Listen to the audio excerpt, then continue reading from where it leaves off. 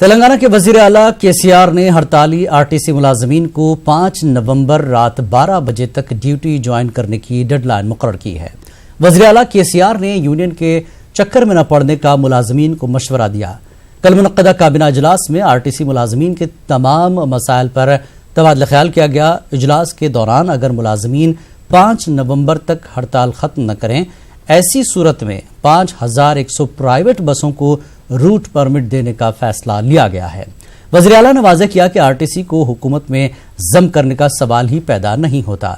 वज़ीर आला ने कहा कि आरटीसी मुलाजमीन के मसाइल के हल के लिए कमेटी कायम की गई है। वज़ीर आला ने कहा कि आरटीसी मुलाजमीन की हड़ताल गैर कानूनी है।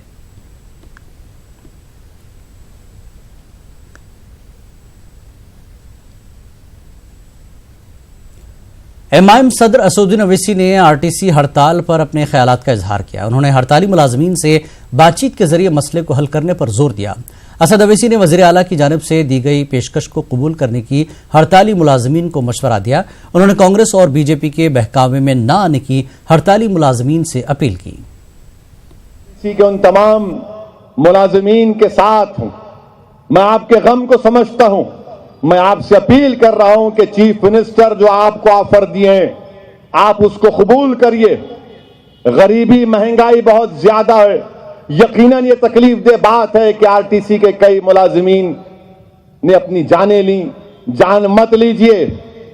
आज चीफ मिनिस्टर ने आपसे जो बात कही है उस पर गौर करिए, उसको कबूल करिए। चीफ मिनिस्टर के साथ बैठिए। वो कोई गैर आदमी नहीं है। आप ये कांग्रेस और बीजेपी के जो कोशिशें चल रही हैं, इनके चंगल से आजाद हो जाइए। उधर आरटीसी मुलाजमीन ने तेलंगाना के वजीर आला के चंद्रशेखर राव की जानिब से मंगल की शब तक ड्यूटी पर रुजू बकार होने की मोहलत को मुस्तरद कर दिया। इतवार की सुबह हड़ताली मुलाजमीन की जेएसी का अहम इजलास मुनक्किद किया गया। जेएसी के कन्वीनर अश्वत्थामा रेड्डी ने कहा कि मुतालबात की तकमील तक हड़ताल खत्म नहीं की जाएगी।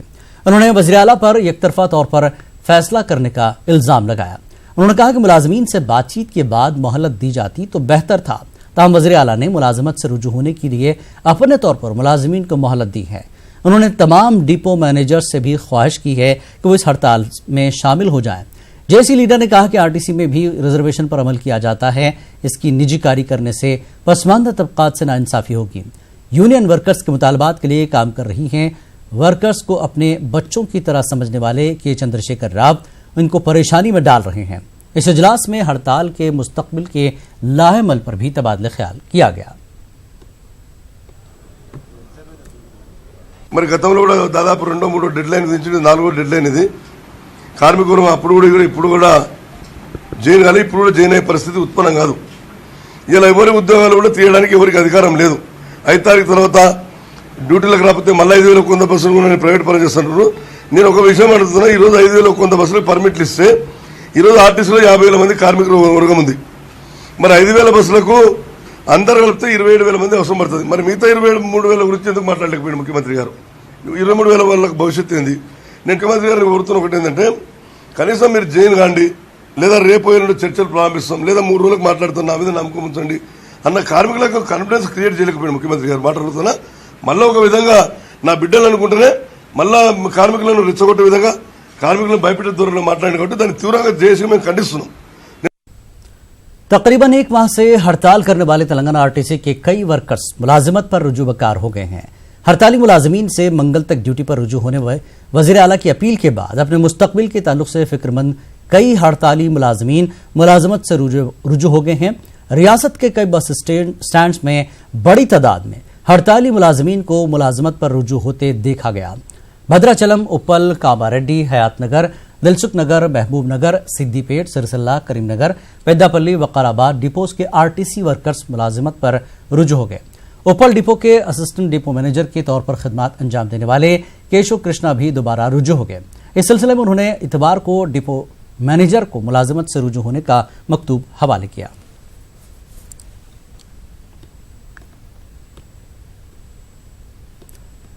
वज़ीर आला की डेडलाइन के बाद कई आरटीसी ड्राइवर्स और कंडक्टर्स ड्यूटी से रुजू हुए हैं। आज हैदराबाद, साइबराबाद, रचकुंडा पुलिस कमिश्नर्स का एक इजलास मुनक्किद हुआ। इस दौरान ड्यूटी पर रुजू होने वाले मुलाजिमीन को धमकाने और उन्हें फराइज से रोकने वालों के खिलाफ सख्त कार्रवाई का फैसला लिया गया। City police commissioner Anjani Kumar ने कहा कि अगर कोई यूनियन लीडर किसी मुलाजिम को ड्यूटी से रुजू होने से रोके या उन्हें परेशान करे तो उनके खिलाफ सख्त कार्रवाई की जाएगी और जेल भेज दिया जाएगा। अंजनी कुमार ने मसाइल खड़े करने वालों के खिलाफ कार्रवाई करने के लिए 100 नंबर डायल करने का मशवरा दिया। साथ ही उन्होंने कहा कि हर बस डिपो के बाहर पुलिस सिक्योरिटी फराहम की जाएगी। చాలా మంది ఎంప్లాయీస్ ఆల్రెడీ డ్యూటీకి జాయిన్ చేస్తున్నారు. Anyone who is willing to come and join, their safety and security ఇది మనది responsibility. We will ensure safety and security of all the employees, those who are coming and joining RTC duty. ఈ సందర్భంలో కొంతమంది threatening లేకపోతే assault లేకపోతే ఫియర్కి atmosphere కూడా they are trying to create it. Willing employees की any kind of threat, assault or prevention of duty obstruction will be dealt very firmly. We will arrest them and send them to jail. Mana willing employees की safety and security will be provided at any cost. It is our responsibility. और इस वक्त ये एक अहम और बड़ी खबर आपको दे दे। इसी बीच आरटीसी हड़ताल पर हाईकोर्ट की नोटिस। जी हां, आरटीसी हड़ताल पर हाईकोर्ट की notice. Chief secretary SK Joshi, RTC incharge MD Sunil Sharma, महकमे फाइनेंस के principal secretary Ramakrishna Rao, GHMC commissioner Lokesh Kumar को अदालत में हाजिर होने का हुक्म जारी किया गया है। हाई कोर्ट ने इन तमाम को अदालत में हाजिर होने का हुक्म जारी किया। 7 नवंबर को अदालत में हाजिर होने का हुक्म दिया है हाई कोर्ट ने। Chief secretary SK Joshi, RTC incharge MD Sunil Sharma, महकमे फाइनेंस के principal secretary Ramakrishna Rao, GHMC commissioner Lokesh Kumar को 7 नवंबर को अदालत में हाजिर होना है। हाई कोर्ट ने ये नोटिस दिया है आरटीसी हड़ताल पर इन तमाम महकमों के जिम्मेदारों को, जिसमें chief secretary SK Joshi, RTC incharge MD Sunil Sharma, महकमे फाइनेंस के principal secretary Ramakrishna Rao, GHMC commissioner Lokesh Kumar को 7 नवंबर को अदालत में हाजिर होना है। यह नोटिस जारी की है हाई कोर्ट ने। आरटीसी हड़ताल पर हाई कोर्ट ने यह नोटिस जारी किया है इन तमाम ओहदेदारों को 7 नवंबर को अदालत में हाजिर होना है।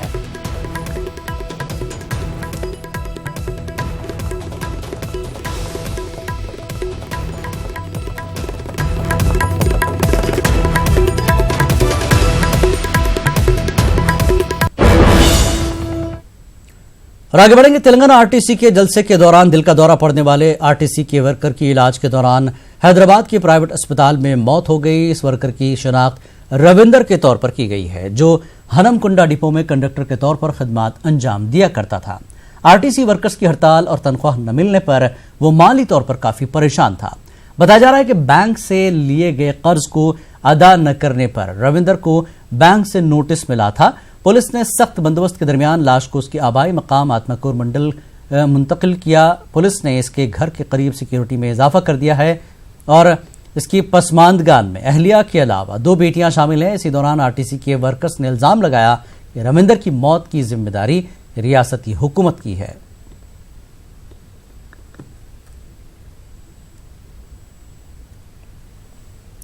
हनमकुंडा के कंडक्टर की दिल का दौरा पड़ने से मौत के बाद इलाके में कशीदगी देखी गई। महलूक के रिश्तेदारों और हड़ताली आरटीसी मुलाजिमीन ने एहतजाज किया। पुलिस ने एहतजाजियों को हिरासत में लेकर दूसरे मकाम पर मुंतकिल कर दिया। एहतजाजियों ने हुकूमत के खिलाफ नारे लगाए और मुलाजिमीन की मौत के लिए हुकूमत को जिम्मेदार करार दिया।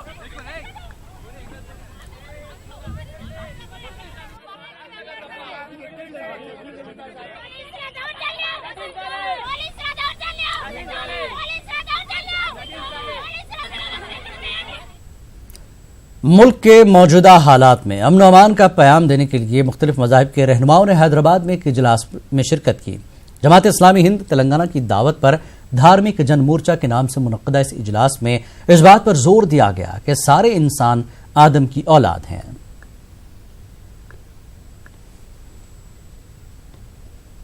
जो हालात इस वक्त हैं, हम सब पर आया है कि इन हालात में मजहबी पेशवाओं को सामने आकर ये बताने की ज़रूरत है कि कभी मज़हब वो आपस में नहीं लड़ाता, बल्कि मज़हब दरअसल जोड़ने के लिए है। तोड़ने के लिए नहीं है। और फिर मज़हब के अंदर तमाम ही मज़ाहिब में नेकी की और अच्छाई की तालीम है, सच्चाई की तालीम है, अमानतदारी, दियानतदारी और बुराइयों से दूर रहना, ये तालीमात पाई जाती हैं। जुल्म, सितम, बर्बरियत और इस्तिबदाद, बददियानती, इस सब के ख़िलाफ़ मज़हब है। ये तालीम आम करेंगे हमारे ये मजहबी पेशवा। इसीलिए जमात इस्लामी हिंद ने मौजूदा हालात में मुल्की मिली मसाइल के तहत उसने एक हिंदुस्तानी समाज का एक शोबा उसने क़ायम किया है। तो उसके तहत धार्मिक जनमोर्चा हमने यहाँ पर आज क़ायम किया है। और ये जो हमारे मजहबी पेशवा हैं आपके लिए मरकजी वजीर आयुष और मरकजी ममलिकती वज़ीर दाखिला किशन रेड्डी ने हैदराबाद में यूनानी रिसर्च सेंटर का इफ्तिताह किया। हैदराबाद के इलाके रगडा यूनानी हॉस्पिटल में जल्दी अमराज पर एक इजलास मुनक्किद हुआ। इजलास में यूनानी डॉक्टर्स की कसीर तादाद मौजूद थी।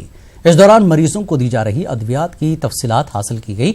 मरकजी वजीर ने कहा कि मुल्क के हर जिले में महकमा आयुष का एक सेंटर कायम किया जाएगा। किशन रेड्डी ने हैदराबाद में यूनानी रिसर्च सेंटर के क़याम पर खुशी का इजहार किया। सब जगह फैले, ज़्यादा फ़ायदा यहाँ के राज्य को मिले, राज्य के लोगों को मिले।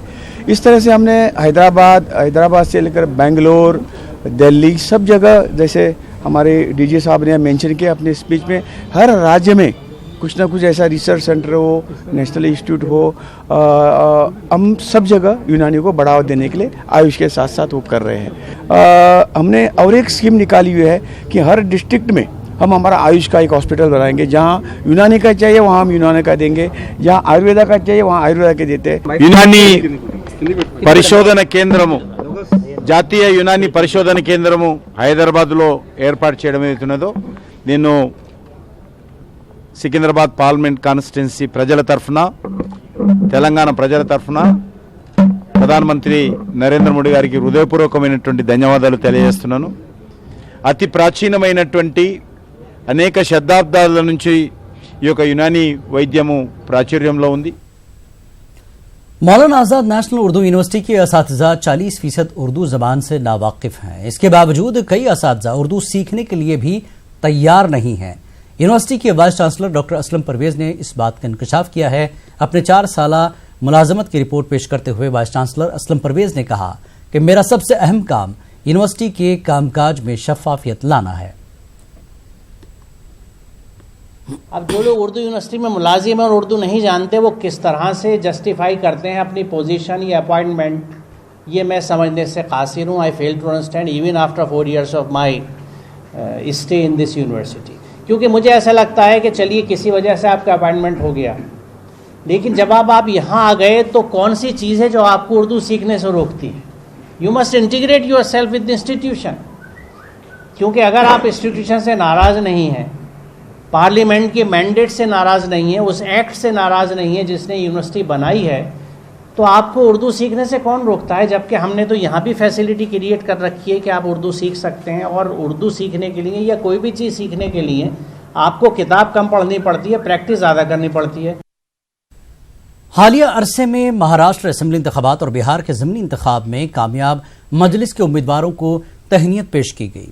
नामपल्ली दारुस्सलाम में तहनीती जलसा मुनक्किद हुआ। पार्टी सदर असद अवैसी ने आवाम का शुक्रिया अदा किया और कहा कि मुल्क के हालात बदल चुके हैं, हमें भी बदलना चाहिए। पेश है खास रिपोर्ट।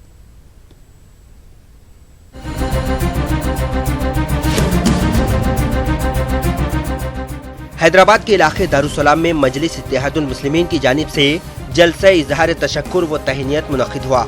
इस दौरान हालिया अरसे में महाराष्ट्र में हुए असेंबली इंतखाबात और बिहार के ज़िमनी इंतखाबात में कामयाब अराकीन असेंबली को तहनीत पेश की गई। महाराष्ट्र असेंबली में MIM के 2 जबकि बिहार के किशनगंज से 1 उम्मीदवार कामयाब हुए हैं। MIM सदर असदुद्दीन अवैसी ने आवाम का शुक्रिया अदा किया और कहा कि MIM किसी से डरने वाली जमात नहीं है। इन्हों लड़े तो ऐसा होगा, नहीं लड़ना था। देखो, मैं मजलिस के मुखालिफिन से बड़े अदब के साथ कह रहा हूं कि आप जितना पुकारना है पुकार लो, जितना अखबार को काला करना है करो, जितना फेसबुक पे बोलना है बोलो, मगर मैं और मेरी जमात पीछे हटने वाली नहीं है। अब अब हम पीछे हटने वाले नहीं हैं। तुम्हारे अखबार के काला करने से, तुम्हारे फेसबुक पर झूठ लिखने से, बोलने से, तुम्हारे वो कैलकुलेशन बताने से कुछ फर्क पड़ने वाला नहीं है। तहनीती जलसे से खिताब के दौरान असदुद्दीन ओवैसी ने मुल्क की मौजूदा सूरत हाल पर तशवीश का इजहार किया।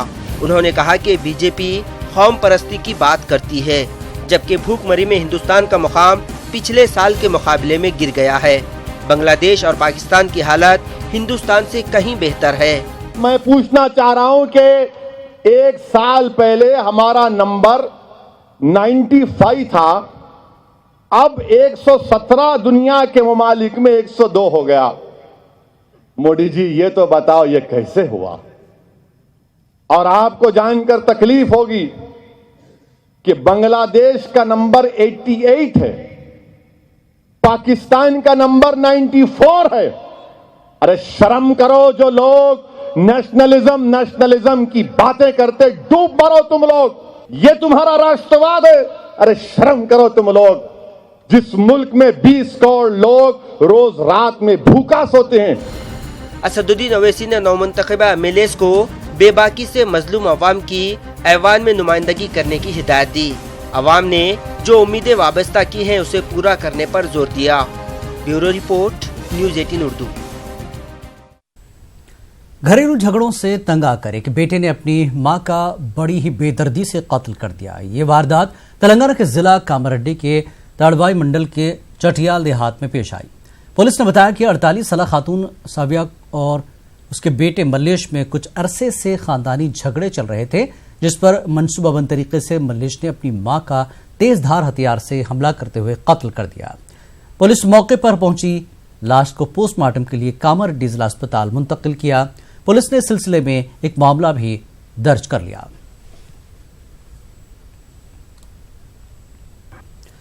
तामीराती कामों के मजदूरों की ताईद में विशाखापट्टनम में जनसेना पार्टी की जानिब से लॉन्ग मार्च का एहतमाम किया गया। पार्टी सदर पवन कल्याण की क़यादत में लॉन्ग मार्च मुनक्किद हुआ, जिसमें रियासत भर के 1 लाख से ज्यादा जनसेना कारकुनों ने शिरकत की। विशाखा में तेलुगु तल्ली मुजस्समे पर फूल माला पेश करने के बाद पवन कल्याण ने लॉन्ग मार्च का आगाज किया, जो मुख्तलिफ इलाकों से गुजरता हुआ GVMC के करीब गांधी मुजस्समे के पास अख्ताम पजीर हुआ। पवन कल्याण ने कहा कि रियासत में रेत की किल्लत के सबब लाखों तामीराती कामों के मजदूर बेरोजगार हो गए हैं। उन्होंने रेत की सप्लाई में नाकामी का जगन हुकूमत पर इल्जाम आयद किया।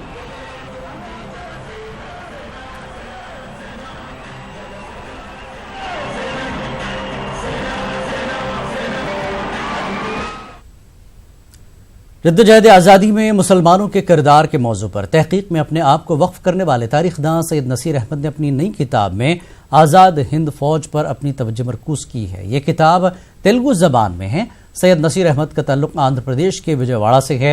इन्होंने अपनी नई काविश के बारे में हमारे नुमाइंदे अनीसुर रहमान से खास बातचीत की। एक ऐसी शख्सियत से बात करने जा रहे हैं जिन्होंने सिर्फ एक ही मौजू पर 17 किताबें लिखी हैं, और वो मौजू है मुसलमान और जद्दोजहद आज़ादी। क्या कंट्रीब्यूशन रहा है, क्या हिस्सेदारी रही है मुसलमानों की जद्दोजहद आज़ादी में, उस पर इन्होंने भरपूर रिसर्च की है और इस रिसर्च का सिलसिला जारी है। बावजूद इसके कि 17 किताबें उन्होंने अब तक उस पर लिखी हैं। आइए बात करते हैं सैयद नसीर अहमद साहब से। नसीर साहब, आपका इस्तकबाल है हमारे स्टूडियो में, हमारे प्रोग्राम में। नसीर साहब, आपने 17 किताबें लिखी हैं और आपकी किताब द इमोर्टल्स बहुत ज़्यादा मकबूल हुई है।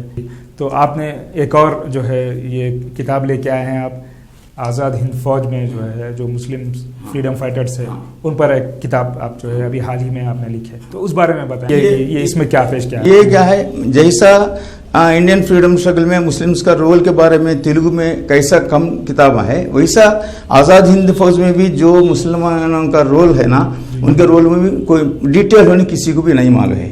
ये किताब पे मैं कम से कम 15 बरस काम किया था। काम किया means collecting the material collect करता पढ़ता गया, कलेक्ट करता गया, कलकत्ता उधर फिरना इधर फिरना सब करके मटेरियल लिया था। बाद में लिखना शुरू करने के बाद 3 इयर्स हुआ था। 3 इयर्स में ये किताब का पूरा काम कर दिया। जी, तो कौन जो है नुमाया ऐसी पर्सनालिटीज है इसमें, कौन प्रोमिनेंट पर्सनालिटीज है जिसका इसमें आपने जिक्र किया? ये प्रोमिनेंट पर्सनालिटीज के बारे में बोलना है तो directly you can say about Abid Hasan Safrani Sahab, हमारे हैदराबाद के अबीद हसन सफरानी साहब है, उनके साथ थे नेताजी सुभाष चंद्र बोस के साथ थे। नेताजी ने जर्मनी से इधर बर्मा आने तक, बर्लिन से बर्मा आने का तब कोशिश करे थे सबमरीन में। वो टाइम में 4 months ट्रैवल था वो सबमरीन में, तब उनके साथ एक ही आदमी था, वो आदमी है अबीद हसन सफरानी साहब। अबीद हसन सफरानी 2 नए बात क्रिएट करे थे। वो एक बात है नेताजी सुभाष चंद्र बोस जी को नाम दिया गया है नेताजी। गांधी जी को जैसा जाति पिता बोलते हैं, अब सरहद गांधी है ना, ऐसा अलग अलग नाम देते हैं ना, ऐसा बनो नेताजी को नेताजी सुभाष चंद्र बोस बोल रहे हैं हमें अभी, वो नेताजी का नाम दिया गया है अबीद हसन सफरानी। इसकी बहुत अहम बात यह है कि जय हिंद बोल के आज हम बोल रहे ना, करोड़ों के लोग जय हिंद बोल के हम खुश हो रहे हैं ना, वो एक इंस्पिरेशन ले रहे हैं ना, वो बात भी क्रिएट करे थे। और जो लोगों को नहीं मालूम, वो जर्मनी में जब गांधी रहे थे हमारे सुभाष चंद्र बोस जी ने, वो free Indian army, free Indian centre को बोल के तैयार करके वो काम कर रहे थे, तब सब लोग मिलते थे उसमें, हिंदू मुस्लिम सिख ईसाई सब लोग रहते थे। और आपस में एक को सामने मिलने को सलाम अलैकुम बोलना है क्या, नमस्कारम बोलना है क्या, सत श्री अकाल बोलना है क्या, गुड मॉर्निंग बोलना, कैसे बोलना, बोले तो अलग अलग दिखते हैं।